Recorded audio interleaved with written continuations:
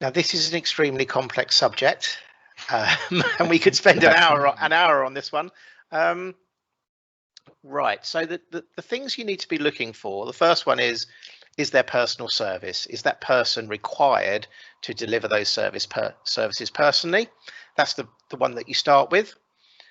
Now, the way some people prove that isn't the case is by having a substitution clause in the contract. However, that might just be considered window dressing, a sham, and then just set aside. So sure. We accept the fact that most contractors provide the services personally, and there's nothing wrong with that. You can still be outside IR35. The next factor is mutuality of obligation.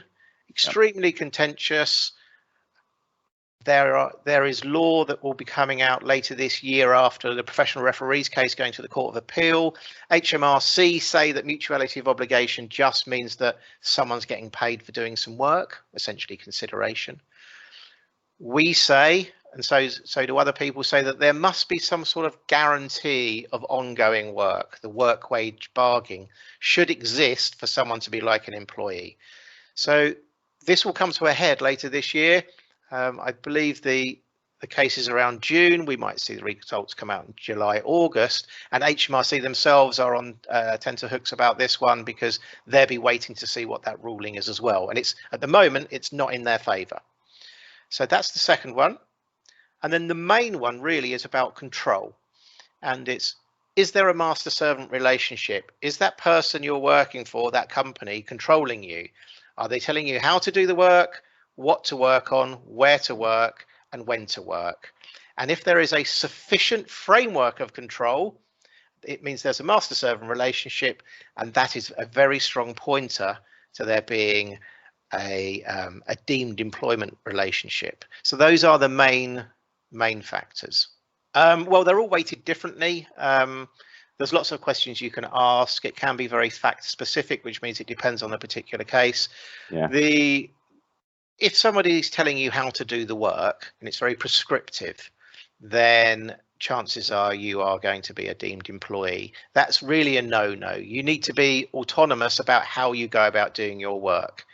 Sure. That's the how part of control, which sometimes gets mixed up with supervision, direction, control, SDC. Yeah. Lots of people are talking about this on the market.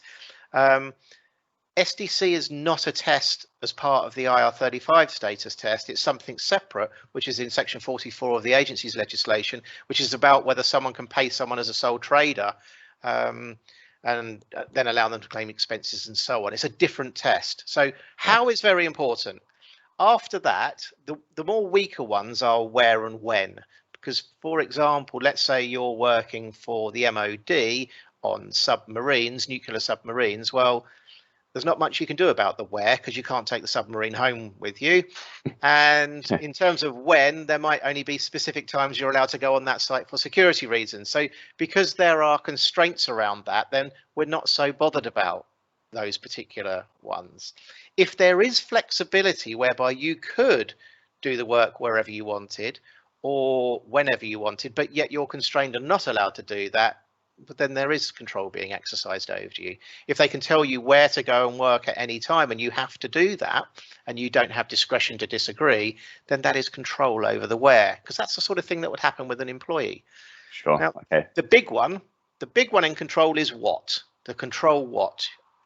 A master servant relationship is where you make yourself available for work. You're going to get paid regardless of whether you do work or not. And if work is offered to you, you're going to say, yes, master, and you're going to do that work.